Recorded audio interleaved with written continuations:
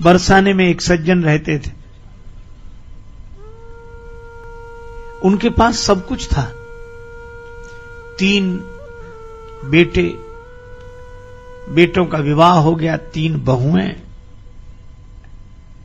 आलीशान मकान, बाजार में भव्य दुकान।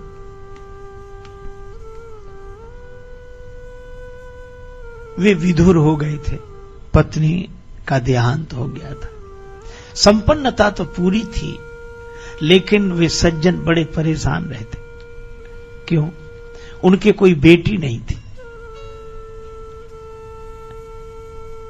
बड़ी विचित्रता है, कुछ लोगों की बेटी हो जाए तो परेशान, और कुछ के बेटी न हो तो परेशान।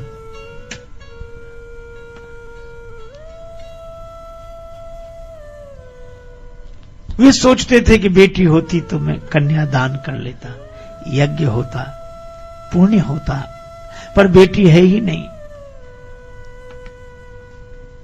दुखी रहते। एक दिन एक महात्मा आए। सेठ जी, आप दुखी क्यों हैं? महाराज, आपकी कृपा से और तो सब कुछ है, बेटी नहीं है। महात्मा बोले, सुनो, जिस चीज का अभाव हो उसकी जगह भगवान को बिठा लिया करो। बल न हो तो गाओ, सुनेरी मैंने निर्बल के बलराम। भगवान निर्बल के बल है। धन न हो तो भगवान को बिठाओ, और ये गाओ, पायो जी मैंने राम रतन धन पायो। जिस चीज का अभाव हो उसकी जगह भगवान को बिठा लो।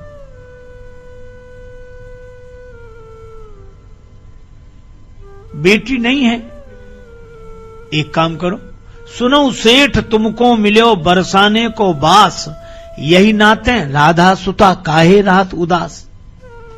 आप तो बरसाने के हो, श्री राधिका जी को अपनी बेटी मान लो। श्री किशोरी जी, राधिका जी आपकी बेटी। संत का आशीर्वाद, राधिका जी का अनुग्रह, भक्त की भावना, उनको ऐसा दृढ़ निश्चय हो गया कि राधिका जी मेरी बेटी हैं। संत ने एक चित्रपट मंगवाया, उनके यहां विराजमान कराया, पूजा हुई, आरती हुई, भोग लगा, प्रसाद पाया, राधिका जी बेटी हो गई।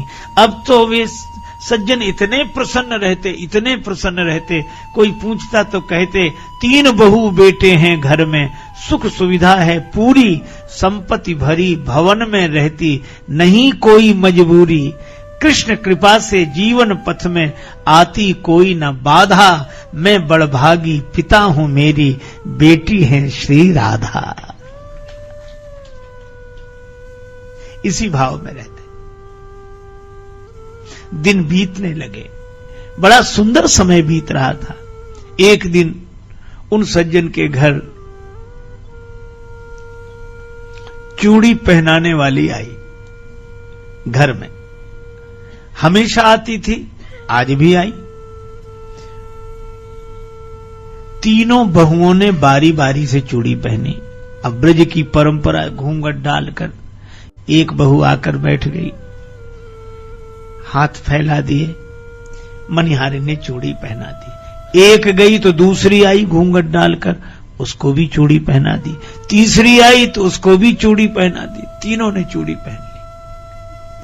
श्री राधिका जी ने सोचा, आज मेरे पिता के घर चूड़ी पहनाने वाली आई है, मैं भी चूड़ी पहन लूं। उन तीनों ने जैसे ही चूड़ी पहनकर विदा ली तो श्री राधिका जी प्रकट हो गईं और अपना हाथ फैला दिया।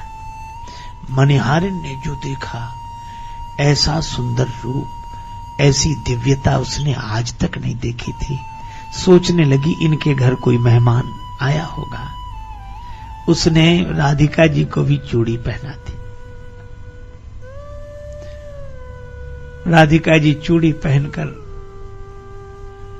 एक ओट में जाकर अंतर्धान हो गई। मनिहारिन दुकान पर गई। उन्होंने कहा कि आज घर गई थी? हाँ, चूड़ी पहनाई मैंने। अच्छा, तो दुकान पर जिस तरह का मूल्य मिलता था वही मिला? मनिहारिन ने कहा कि आज मैं ज्यादा लूंगी। क्यों? मैंने चूड़ी 3 को नहीं 4 को पहनाई। वो सज्जन कहने लगे हमारे यहां चौथा कोई है ही नहीं चूड़ी पहनने वाला, 3 तो बहुएं ही हैं, आप पता कर लेना, मैंने तो 4 को पहनाई। तो मैं भाई चौथे की मजदूरी तो मैं कल दूंगा, पहले पता करूंगा। मनिहारिन ने कहा ठीक है। मनिहारिन अपने घर चली गई। वे लौट कर आए, घर पहुंचे। श्री राधिका जी को प्रणाम किया, जय श्री राधे राधे राधे।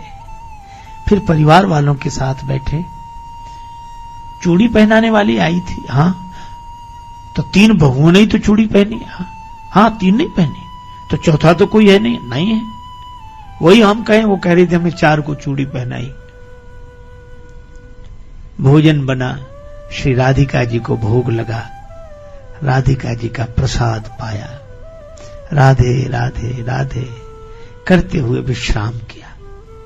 और जब वो सोए तो स्वप्न आया, और स्वप्न में उन्होंने देखा, स्वप्न में संत निहारे कहा। स्वप्न में क्या देखा? सपने में प्रकट हो ये बोली वृषभानु लली, सपने में प्रकट हो ये वृषभानु की दुलारी बोली, तनया बनाए तात नात ना निभायो। श्री राधिका जी बहुत उदास। कहा बेटी उदास कैसी हो? श्री राधिका जी ने कहा मुझे बेटी मत कहो, बेटी तो बनाई पर नाता तो नहीं निभा सके। सपने में प्रकट होए वृषभानु की दुलारी बोली, तनया बनाए तात नात ना निभायो है। हुआ क्या? श्री राधिका जी ने भरे हुए कंठ से कहा, चूरी पहर लीनी में जान पितु गेह काल है, आप मनिहारिन को मोल ना चुकायो है।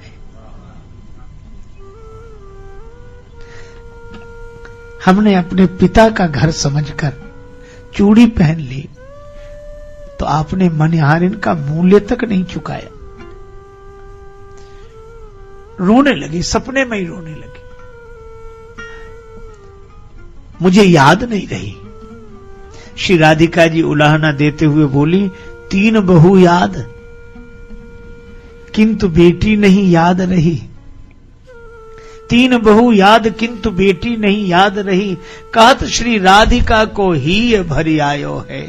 ऐसी भई दूरी कहो कौन मजबूरी हाय, आज 4 चूरी काज मोह बिसरायो है।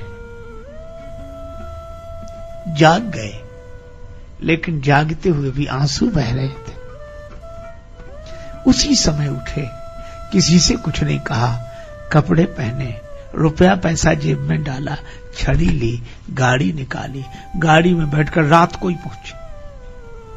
मनिहारिन का दरवाजा खटखटाया। मनिहारिन ने द्वार खोलकर देखा, आप